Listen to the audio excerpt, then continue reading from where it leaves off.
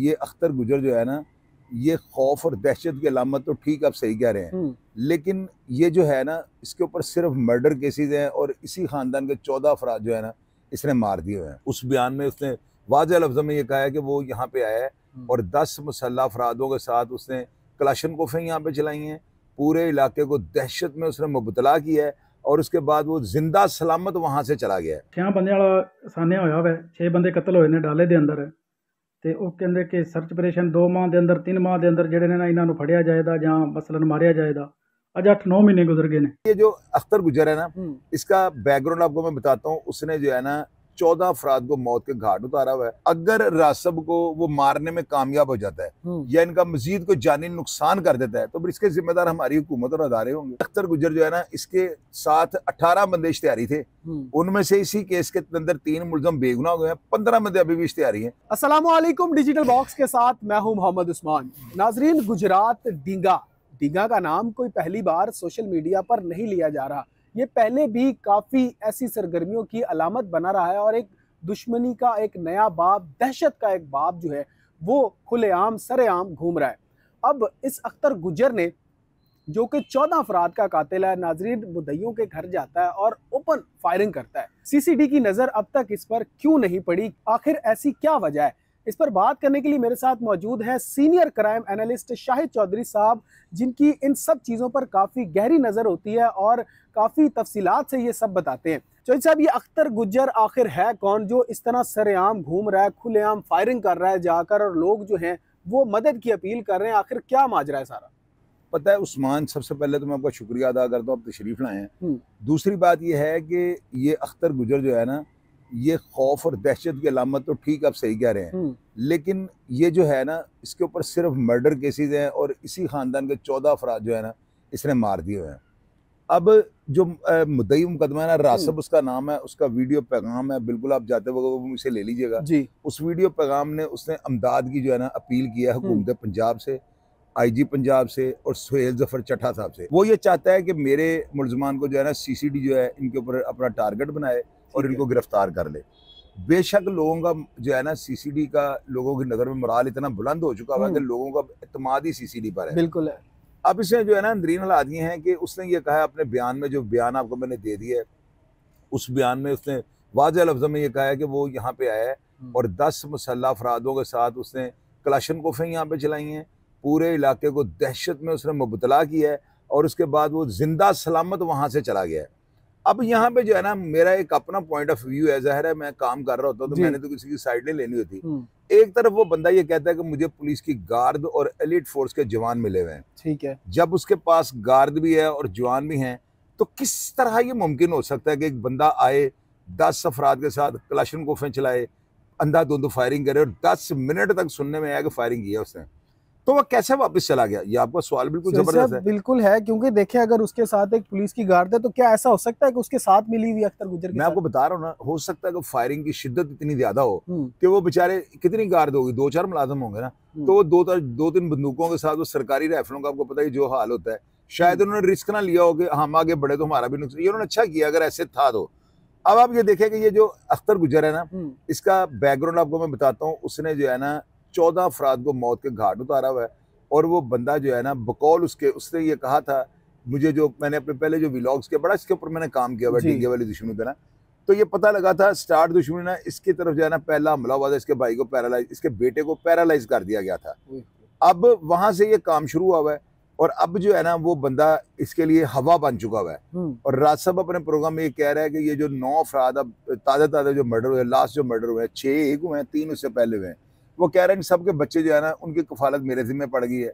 और वो बेचारा बता रहा है कि मैं कैसे अपने रोजगार पे जाऊं, मेरा कारोबार ठप हो गया है, बच्चे स्कूलों से मैंने हटा लिए हैं। अगर ये बात जेन्युइन है तो उसकी बात के ऊपर अमल होना चाहिए जी। अगर रासब को वो मारने में कामयाब हो जाता है या इनका मजीद कोई जानी नुकसान कर देता है तो फिर इसके जिम्मेदार हमारी हुकूमत और अदारे होंगे। एक बंदा हुकूमत वक्त से जो है अपील मांग रहा है, अपील कर रहा है कि मुझे, मेरे साथ इंसाफ किया जाए और इसको गिरफ्तार किया जाए और मुझे तहफ़्फ़ुज़ दिया जाए, तो तीनों जिम्मेदारियां स्टेट की हैं। चौधरी साहब, क्या आपके जराए से आपको मालूम हुआ कि क्यों जो है वो इस पर इतनी बेदर्दी से जो है वो फायरिंग कर रहा है, क्यों इसको जो है वो? उस मुद्दई ने अपने बयान में ये भी बात बता दिया, ऑडियंस ने आपका पैगाम ये सुन लिया है जी। वो उस पैगाम में ये कह रहा है कि वो मुझे कहता है केस की पैरवी छोड़ दो ठीक और है। जाके खुद से बयान दे दो कि हमने कत्ल इनको माफ कर दिया, तब तुम्हारी जान छूटेगी, वरना तैयारी कर लो, तुम्हारा वीजा मैंने लगवा दिया है, अब सिर्फ ट्रैवल करना बाकी रहेगा। यानी चौधरी साहब ये वो मिसाल है कि पहले चोरी ऊपर से सीना चोरी। यार इसमें जो है ना, देखे मेरी बात सुने, हमेशा जो है ना दुश्मन दुश्मन का बुरा ही सोचता है। ये तो कोई नई बात नहीं है कि किसी ने किसी के घर फायरिंग कर दी, लेकिन ये लम्हा फिक्री है कि सीसीडी का दौर चल रहा है इस वक्त, पूरे आसमान के ऊपर जो है ना हवाई सीसीडी की चल रही है। बिल्कुल ऐसा ही है। तो उनके होते हुए अगर ये बंदा फायरिंग कर गया है, आप देखें सुहेल जफर चड्ढा साहब ने एक बयान दिया था, उन्होंने कहा था, ये सोशल मीडिया पे पड़ा हुआ है, इसका मैं जिम्मेदार हूं इस बयान का ना, कि उन्होंने कहा था, उन्होंने कहा था कि अगर कोई बंदा किसी भी केस के मुद्दई या शादी को टारगेट करेगा जी। तो सीसीडी हरकत में आ जाएगी। हाँ जी। तो ये रासब ये बता रहा है कि मेरे केस के, पुराने केस के जो मुद्दई और शादी थे वो सब इससे मार दिए हैं, तो फिर तो सीसीडी को हरकत में आना चाहिए। बिल्कुल आना चाहिए। तो जबकि दूसरी तरफ सीसीडी के जो है ना अंदर से जराये ने मुझे ये बताया था कि सीसीडी को मना कर दिया गया कि आपने किसी दुश्मनी के मामले में इंटरफेरेंस नहीं करनी। तो मैं ये कहता हूँ कि दुश्मनी के मामले में ठीक है ना वो इंटरफेरेंस करे, जाहिर है ऑपरेशन पुलिस इन्वेस्टिगेशन वालों को भी अपना काम करना चाहिए, लेकिन जब एक बंदे को आप मारने आते हैं, 7-5 नामालूम मर जाते हैं बेगुनाह अफराद, तो क्या वो उसके लिए सीसीडी को हरकत में नहीं आना चाहिए? या तो ठीक है दुश्मन को मार रहा है तो इन्वेस्टिगेशन और ऑपरेशन डील कर रही, लेकिन जब 7-5 बंदे और मार दिए गए, 6 कत्ल हुए थे डींगे में, तो क्या इसके लिए सीसीडी को हरकत में नहीं आना चाहिए? आना चाहिए, क्योंकि लोग जो है ना सीसीडी को जब देखते हैं ना कि हमारे शाना बिशाना खड़ी है या हमारे पीछे खड़ी है, तो लोग ताकतवर हो जाते हैं। तो इसके लिए जो है ना, ये सुहेल जफर चड्ढा साहब को मैंने तो कल से लेकर आज तक 10 प्रोग्राम इस पे व्लॉग कर दिए हैं। मेरा ख्याल है मेरी आवाज जो है सुहेल जफर चड्ढा साहब तक भी पहुंच गई है, आईजी साहब के पास भी पहुंच गया है, उस्मान अनवर साहब के पास, मरियम नवाज साहबा के पास भी पहुंच गया है। तो ये स्टेट का काम होता है, हमें जो है ना तहफ़्फ़ुज़ है ना और हमारे जानो माल की हिफाजत करना, ये पुलिस किस लिए होती है। तो यहाँ पे ना उसका मौकफ, अगर फायरिंग हुई है, मैं बार बार ये बात कर रहा हूँ, तो फिर इस बंदे का हिसाब किताब होना चाहिए। बड़ा टाइम होगा, 9 महीने से पकड़ा नहीं गया। ये पब्बी के इलाके के अंदर है, ठीक है। ये बंदा जो है, पब्बी एक जंगल है, घना जंगल है और मीलों के रकबे में ये फैला हुआ है, जिसका एज लेकर वो नहीं पकड़ा जा रहा है। और अगर मैं कोई गारंटी आपको दे सकता हूँ, अगर सीसीडी को मैनुअल इन्फॉर्मेशन मिल गई ना या कंफर्म बात मिल गई, तो सीसीडी कूद जाएगी। ठीक है, सीसीडी किसी बंदे को मौका नहीं देगी। बिल्कुल नहीं। इसका मतलब ये नहीं कि इनके पास इन्फॉर्मेशन भी होगी, काम नहीं करेंगे, ये अपने तौर पर बंदे को पकड़ेंगे और ऑपरेशन के हवाले कर देंगे। तो मेरा ख्याल है अब उस बंदे के दिन गिने जा चुके हैं और मुझे यकीन है कि सीसीडी अब उसको निकाल लाएगी जहां भी वो छुपा। चौधरी साहब, गुजरात डिंगा पहले भी यहाँ पे कई पुलिस मुकाबले हुए हैं और बड़े बड़े हुए हैं, लेकिन अब तक क्यों ये बंदा बचा हुआ था? क्या इसको कोई खौफ नहीं? क्योंकि आपको याद होगा कि जो एडिशनल आईजी है सीसीडी के, सुहेल जफर चड्ढा साहब, उन्होंने एक और बयान भी दिया था बाद में, जब इकट्ठी इनकी प्रेस कॉन्फ्रेंस हुई थी आईजी साहब की और एडिशनल आईजी सुहेल जफर चड्ढा साहब की, कि अपने जो हथियार हैं इनके पास, जिनका लाइसेंस नहीं है, वो जमा करवा दें। तो लेकिन अभी भी ये इस तरह कलाशन कोपें उठाकर और बड़े तुम तराक से ये घूम रहे हैं, तो क्या ये बिल्कुल बेखौफ है? उस्मान, आपने अभी ना इस फील्ड में आप नए आए हैं, एक चीज़ आपको मैं क्लियर कर दूं, आपने जो बात की है ना कि आपका सवाल क्या था, मुझे जरा बताएं दोबारा। अपने जो हथियार हैं, जब उन्होंने कहा था कि जमा करा, बिल्कुल मैं आपको बताता हूँ, उसी तरफ मैं आता हूँ। आप ये देखें कि जो बंदा कत्ल करने जा रहा है उसको वेपन की या कलाशन को या इसके पिस्तल की क्या उसका भार है, इसकी सजा 10 साल, कत्ल की सजा मौत है। अब एक बंदा अपने मुखालिफ को मारने जा रहा है, वो तो नाजायज हथियार भी ले जाएगा, तो ये कभी भी बंद नहीं होंगे। ये तो बात, अब एक बंदे ने कत्ल कर रहे हैं, वो कत्ल बड़ा जुर्म है या पिस्तौल का जुर्म बड़ा है या राइफल का जुर्म बड़ा है? तो इसलिए ये जो बड़े जुर्म वाले लोग होते हैं ना, ये बात नहीं आएंगे। ये तो क़यामत तक सुहेल जफर चड्ढा साहब छोड़ के आईजी साहब भी जोर लगा ले एड़ी चोटी का, ठीक है, ये फायरिंग और ये कत्ल गारत बंद नहीं होगी। हाँ, इसमें काफी हद तक आप देखें ना, लाहौर को फैसल कामरान साहब ने क्या किया, क्लीन स्वीप कर दिया। बिल्कुल, लाहौर के अंदर आपको कत्ल गारत सुन रहे हैं आप? बिल्कुल, डकैती की वारदात 0 टॉलरेंस पे आ गई है, पुलिस मुकाबले खत्म हो गए। फैसल कामरान साहब की तरह की ना वहां पे हिकमत अमली उनको अपनानी पड़ेगी। फैसल कामरान साहब बड़े जबरदस्त टारगेट को अचीव कर गए हैं। लाहौर का कभी भी क्राइम इतना नीचे नहीं आया जितना अब आ गया है। तो इंशाअल्लाह ताला वहां पे टीमें लगी हैं। मेरा ख्याल है कि हमारे इतने व्लॉग हो गए हैं, तो इन इतने व्लॉग्स के ऊपर आपको पता है दीवार पे लिखा भी असर करता है, तो हम तो प्रोग्राम कर रहे हैं। बिल्कुल। अब ये अख्तर गुजर जो है ना, इसके साथ 18 बंदे इश्तिहारी थे, उनमें से इसी केस के अंदर 3 मुलजम बेगुनाह हो गए हैं, 15 बंदे अभी भी इश्तिहारी हैं। यार, उनको जमीन खा गई, आसमान उठा के ले गए। ऐसा वैसे हैरानगी वाली बात है। आप हैरान कह रहे हैं, मैं परेशान हूँ, लेकिन मुझे वहां पे जो अफसर है ना, आमिर शरादी डीएसपी हैं। ठीक है। मैं ऑन एयर ये बात कर रहा हूँ, सिर्फ आमिर शरादी साहब को ये टारगेट दे दें सुहेल जफर चड्ढा साहब, वो एक हफ्ते के अंदर अगर अख्तर गुजर को ना पकड़ के लाएं और इसके सारे साथियों को गिरफ्तार ना करें तो मेरा नाम बदल दीजिएगा। कितना बड़ा ये मैं चैलेंज कर रहा हूँ। बिल्कुल है। अफसर जो है ना दबंग होना चाहिए। नीचे इंस्पेक्टर है वहां पे फरासत चट्ठा, उसको दें टास्क। ये वो इंस्पेक्टर हैं जिनके पास पब्बी के हर जगह का जो है भेद है, लेकिन इनको को फ्री हैंड दे देना कि भाई तुमने ये टारगेट अचीव कर रहा है। अब एक काम वो कर रहे थे, चलो भी उधर चलो, चलो भी उधर चलो, तो कैसे काम करेंगे? जैसे सीसीडी को कुछ जिम्मेदारियां दी गई थी, कुछ फ्री हैंड दिया गया था कि आपने इनको पकड़ना, वैसे ही उनको फ्री हैंड देना चाहिए। नहीं, सुहेल जफर चड्ढा साहब आमिर शरादी साहब को ये कि भाई मुझे हफ्ते के अंदर ये बंदा चाहिए, इसके लिए कुछ भी करना पड़ता है। कोई चीज अगर आपको चाहिए, वसाइल चाहिए, मुझे बताएं। ठीक है। कोई अगर आपको फाइनेंशियली सपोर्ट चाहिए, वो भी अदारे को बताएं।